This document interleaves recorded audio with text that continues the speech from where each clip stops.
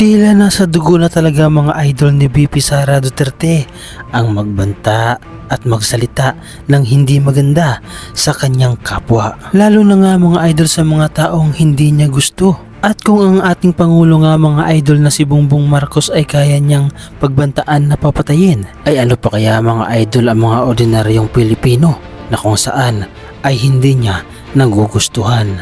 At tila nga mga idol ang lahat ng ito ay namanan niya sa kanyang ama na si dating Pangulong Duterte, na kung saan nga mga idol ay walang habas din kung magsalita at magbanta sa lahat ng kanyang mga kalaban. Ganito ba talaga mga idol ang pamilyang Duterte? Ganito ba sila nga mga idol sa Davao na kung saan ay kanilang ipinagmamalaki? Na sinasabi nila nga mga idol na tahimik di umano ang kanilang lugar.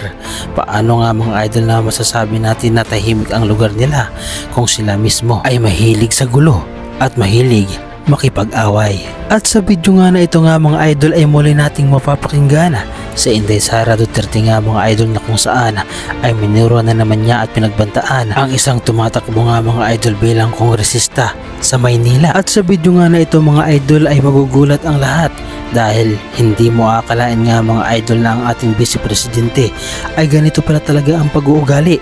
Kung nagawa niya na nga mga idol nung una, ay bakit tila hindi natatapos nga mga idol ang kanyang pagbabanta sa lahat ng kanyang mga kalaban? At imbis nga mga idol na pangangampanya ang kanyang ipinunta sa Maynila, ay bakit tila iba ang kanyang ginagawa na mayroong halo nga mga idol na pagbabanta? At pambihira din naman mga idol itong si Isko Moreno na kung saan nga mga idol ay binigyan niya ng pagkakataon si Inday Sara na magasik ng lagim sa Maynila at magasik ng hindi mga magagandang pananalita. Ito nga mga idol ay malaking epekto para sa kanya na kung saan ay marami ang nagtitiwala sa kanya. Subalit ngayon nga mga idol ay parang na-disappoint ang iba sa kanya. Halina nga mga idol at sabay-sabay nating panoorin at pakinggan kung ano nga ba mga idol ang sinasabi ni Inday Sara Duterte patungkol sa kanyang mga kaaway. Narito nga mga idol at ating panoorin at kayo na ang humusga. Ibigay ko itong apple na ito kay Apple Nieto. Ma'am, saksak mo ito sa bibig ni Apple Chua hanggang sa kanyang lalamunan, hanggang siya ay mamatay. Kapansin-pansin nga mga idol na habang inaabot ang isang mansanas na prutas ay natutuwa pa nga mga idol ang babae na kumuha nito, at ang lahat nga mga idol na mga nakakapakinig ng salita na ito ng ating Vice Presidente ay tila tuwang-tuwa pa sila at parang baliwala lamang sa kanila ang ganitong klaseng pagbabanta at pananalita. Apple na yan! Ibigay mo kay Snow White Joel Chua.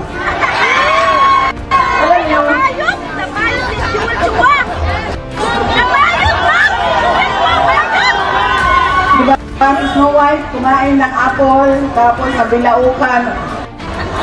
Nakakalungkot talaga mga idol isipin at mapanood ang ganitong klaseng pangyayari na mismo ang ating Vice Presidente nga mga idol na dapat ay nag-aalaga at nagmamahal sa ating bansang Pilipinas, ay bakit tila iba ang kanyang ginagawa at puro na lang pagmumura at pagbabanta nga mga idol ang kanyang ginagawa. At kahit nga mga idol ang mga magandang ginawa ng ating Pangulong si Bongbong Marcos, lalo na nga mga idol ang pagmumura ng bigas sa halagang 20 pesos, ay hindi rin nakaligtas sa kanya.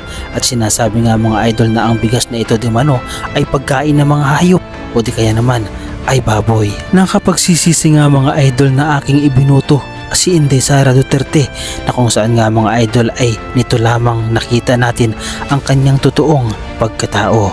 Kung bibigyan ka ng pagkakataon nga mga idol sa susunod na mga taon na kung sakali nga mga idol ay tumakbo ulit itong si Vice Presidente natin bilang pagkapangulo, kayo ba ay boboto sa kanya?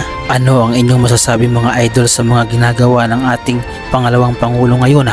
Ano ang masasabi ninyo mga idol sa kanyang mga pagbabanta at pagmumura na kanyang ipinapakalat sa buong mundo? I-share ang video na ito nga mga idol para marami ang makaalam at makapanood na ang ating Vice Presidente nga mga idol ay hindi karapat-dapat na maging Pangulo. Dahil kung nagkataon nga mga idol ay katakot-takot ang mangyayari sa ating bansang Pilipinas. Dahil kung ang pagka-Vice Presidente nga mga idol ay hindi niya magampanan ng maayos, paano pa kaya mga idol kung siya ay maging Pangulo? Ano ang masasabi ninyo mga idol sa reaction video na ito? Ano ang inyong opinyon patungkol dito? Ibahagi mo naman mga idol ang iyong reaksyon at opinyon sa ating comment section.